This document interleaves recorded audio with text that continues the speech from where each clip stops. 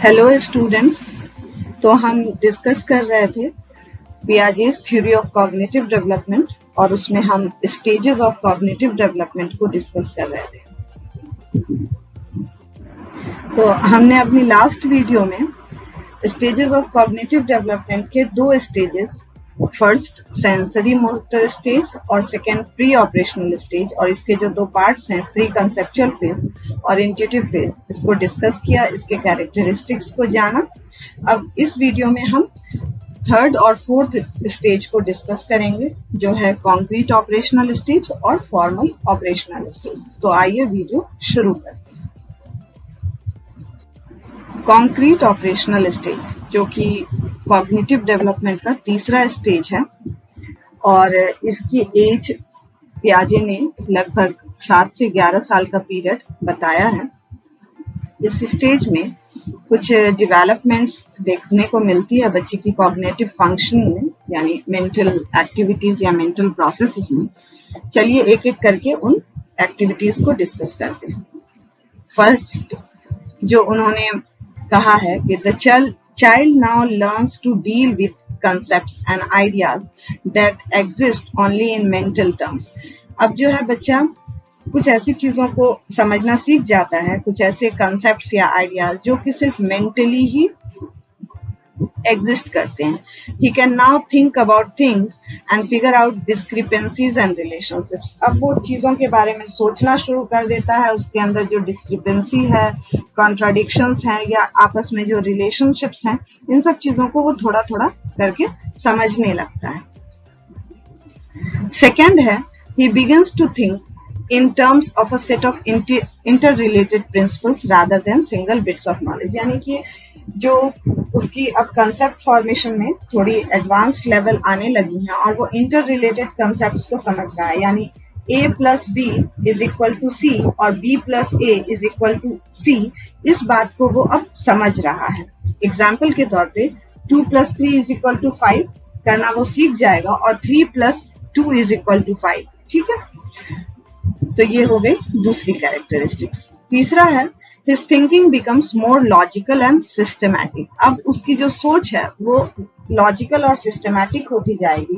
पहले जो वो कोई भी कंसेप्ट्स बना रहा था तो उसमें कॉन्ट्राडिक्शंस थी, लेकिन अब वो क्लासिफिकेशन को अच्छी तरीके से समझने लगा है। वाइल्ड एनिमल्स, पेट एनिमल्स और फ्लावर्स, फ्रूट्स, इन सब सारी चीजों को के कंसेप्ट्स को वो समझ रहा है और वो उस तरीके से अपने कंसेप्ट्स को फॉर्म कर रहा है, बना रहा है। The child now develops the ability to conserve both in terms of quantity and number of objects। यानी कि दोनों तरीके से अब उसकी एबिलिटी आ गई है कि वो सोचे क्वांटिटी के भी टर्म्स में और नंबर ऑफ ऑब्जेक्ट्स के भी तौर पे।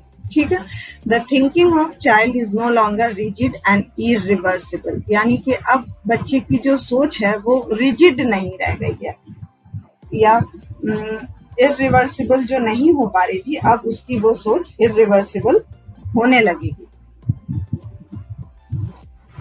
The child now is no longer egocentric. बच्चा अब ईगोसेंट्रिक नहीं रहा है, उसकी सोच अब ईगोसेंट्रिक नहीं रह गई है। He does not think of himself as the centre of the external world. जैसे कि पहले वो प्री ऑपरेशनल स्टेज में सोच रहा था कि उसकी जो दुनिया है आसपास की वो उसकी वजह से है, उसके लिए है। अब उसकी ये सोच में जो है मतलब अब उसकी सोच ये कमजोर हो रही है एंड वो ही does not find it difficult. अब उसको डिफिकल्टी नहीं हो रही है to appreciate that other people have experiences, views, ideas and that differ from his own। और वो दूसरों के भी डिफरेंट आइडियाज, व्यू पॉइंट को सुनने समझने के लिए तैयार है, और वो सिर्फ दुनिया को अपनी ही नजर से नहीं देख रहा है, वो डिफरेंट ओपिनियंस को समझने लगा है और उसको सुनने लगा। सेवेंथ कैरेक्टरिस्टिक्स है कि the child now develops the abilities to deal adequately with classes. अब ये क्या है, डिफरेंट क्लासेस या कैटेगरीज को वो डील करना सीख गया है। ही कैन क्लासिफाई ऑब्जेक्ट्स, वो ऑब्जेक्ट्स को क्लासिफाई कर सकता है। He develops the ability of organisation like arranging things from largest to smallest, यानी असेंडिंग और डिसेंडिंग ऑर्डर का कंसेप्ट बच्चे के अंदर आ गया है, एंड डिसेंडिंग टू असेंडिंग की तरफ वो जा सकता है।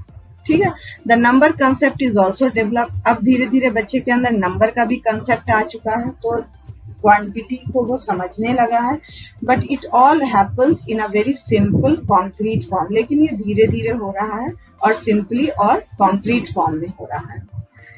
लास्ट कैरेक्टरिस्टिक्स है, the child now learns to carry out rather complex operations और tackle problems as long as they are concrete and not abstract. अभी भी वो कॉम्प्लेक्स प्रॉब्लम्स को सॉल्व करने के लायक हो गया है, लेकिन इसको समझना होगा कि अभी भी उसकी सोच कॉन्क्रीट लेवल पे है, यानी कि वो चीजें जो फिजिकली अवेलेबल हैं, प्रेजेंट हैं, और उसकी सोच अभी एब्स्ट्रैक्ट की तरफ, जो चीजें नजर नहीं आ रही हैं, उसकी तरफ अभी नहीं गई। लास्ट कैरेक्टरिस्टिक्स को समझने के लिए हम एक एग्जाम्पल से इसको और अच्छी तरीके से समझते हैं। The child now realises the importance of cardinal numbers and ordinal numbers, यानी कि बच्चा जो है अब कार्डिनल और ऑर्डिनल नंबर्स के कंसेप्ट्स को समझने लगा है। कार्डिनल नंबर्स वो हैं जैसे 1 से लेकर के जो हमारी अकाउंटिंग नंबर्स हैं, और ऑर्डिनल फर्स्ट, सेकंड, थर्ड। तो ये सारी जो चीजें हैं इसको वो समझ रहा है। He can operate symbolically by combining, reversing and forming association among different objects, यानी कि वो सिंबॉलिकली चीजों को कंबाइन करना सीख गया है, रिवर्स थिंकिंग उसके अंदर आ गई है, और वो एसोसिएशंस फॉर्म करने लगा है, यानी रिलेशनशिप्स बिल्ड करने लगा। In this way the child reaches a satisfactory level in terms of intellectual development, यानी कि एक satisfactory level of intellectual development या मेंटल डेवलपमेंट बच्चे के अंदर हो गया है, by his thinking becoming quite systematic and logical. अब उसकी जो सोच है वो काफी सिस्टमैटिक और लॉजिकल होने लगी है। हाउएवर व्हाट इज डन और thought by him at this stage is done purely on a concrete level. लेकिन अभी भी ये जो कुछ भी कर रहा है वो कॉन्क्रीट लेवल पे कर रहा है, एब्स्ट्रैक्ट लेवल पे उसकी सोच नहीं गई है। His thought process possesses are limited to real events observed or the actual objects operated by him। तो अभी भी उसकी सोच जो है रियल इवेंट्स या जो कुछ भी वो देख सकता है या जो एक्चुअल ऑब्जेक्ट उसके सामने है जिसको कि वो ऑपरेट कर सकता है, इन्हीं सब पे उसकी थिंकिंग लिमिटेड है। पियाजे की थ्योरी का स्टेजेस ऑफ कॉग्निटिव डेवलपमेंट में जो 4th और लास्ट स्टेज है वो है फॉर्मल ऑपरेशनल स्टेज, जो 12 से 15 साल का पीरियड है। इस इंटेलेक्चुअल डेवलपमेंट के दौरान अब जो बच्चे की सोच है वो बहुत सोफिस्टिकेटेड शेप ले चुकी है, और now the child is able to deal with abstraction, यानी एब्स्ट्रैक्ट चीजें, वो चीजें जो नजर नहीं आ रही हैं इसके बारे में वो समझने लगा है, और लॉजिकल थिंकिंग भी करने लगा है। कह सकते हैं कि now the child is able to realise the tool of symbolism as effectively as possible, यानी कि वो सिंबल्स जितने भी हैं आउटसाइड लैंग्वेज उसका वो इस्तेमाल करना सीख गया है। अपनी मतलब मेंटल प्रोसेसेस की एक मैच्योर स्टेज पे पहुंच चुका है, जहां पर वो प्रॉब्लम सॉल्विंग जो है करना सीख गया है अपनी सोच के द्वारा। The child now begins to appreciate that some hypothetical problems can be solved mentally। बच्चे को अब ये चीज समझ में आने लगी है कि कुछ प्रॉब्लम्स हाइपोथेटिकली, यानी मान करके भी, दिमाग में सोच के ही वो सॉल्व कर सकता है, सेम उसी तरीके से जैसे वो अपनी कॉन्क्रीट प्रॉब्लम्स को सॉल्व करता है।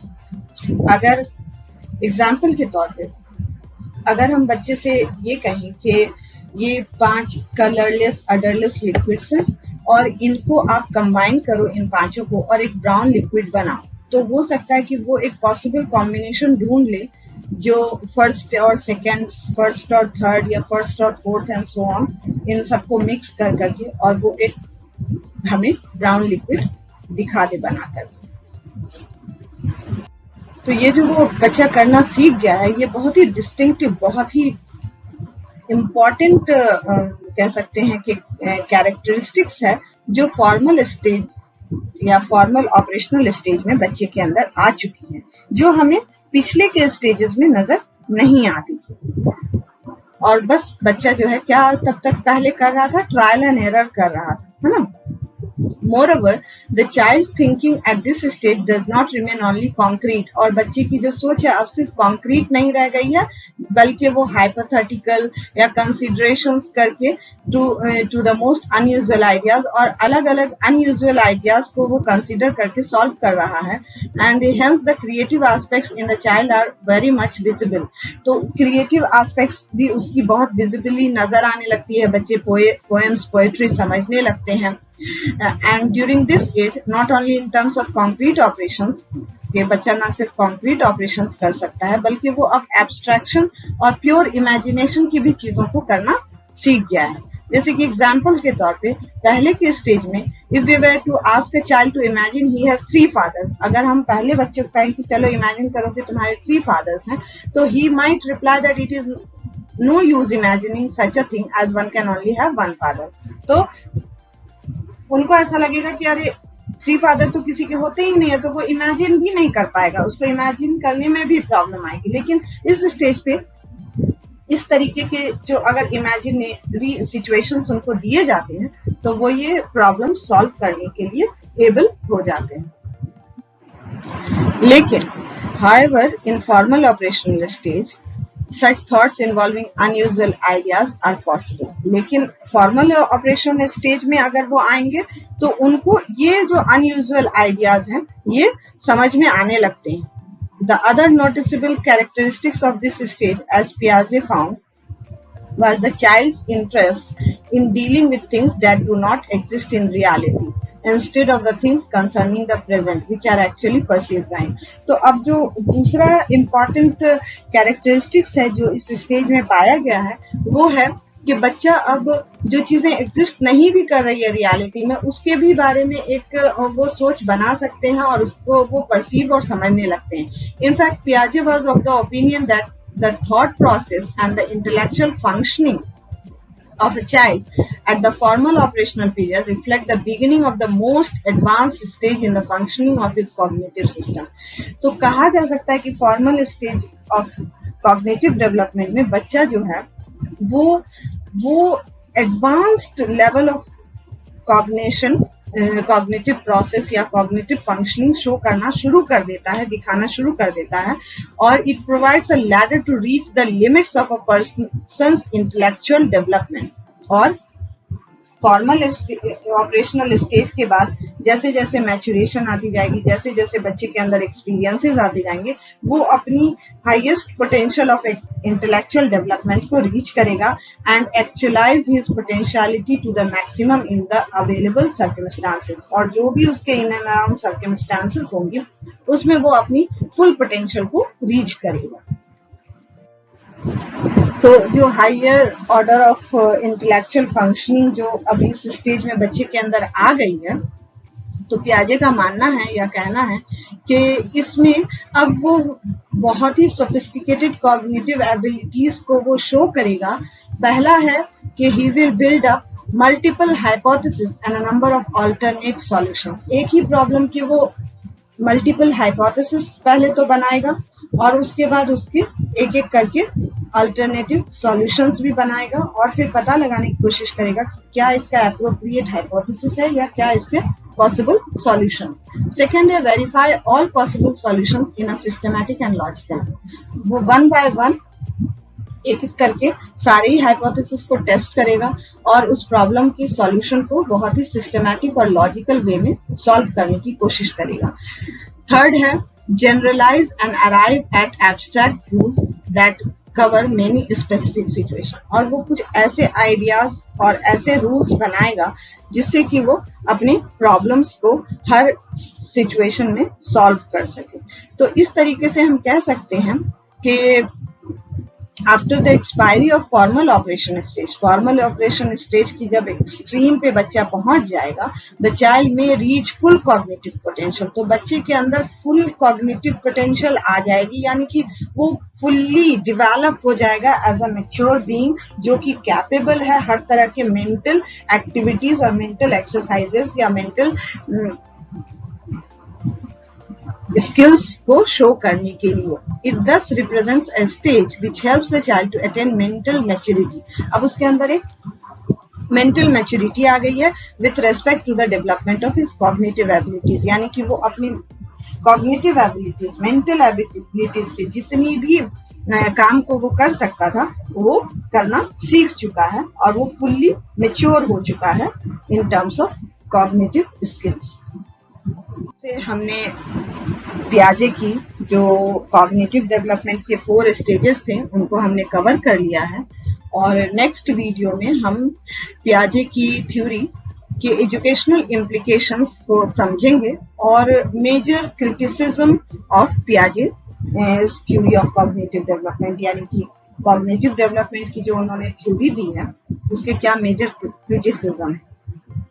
So hope you have liked this video. Please share your comments. Thank you for watching.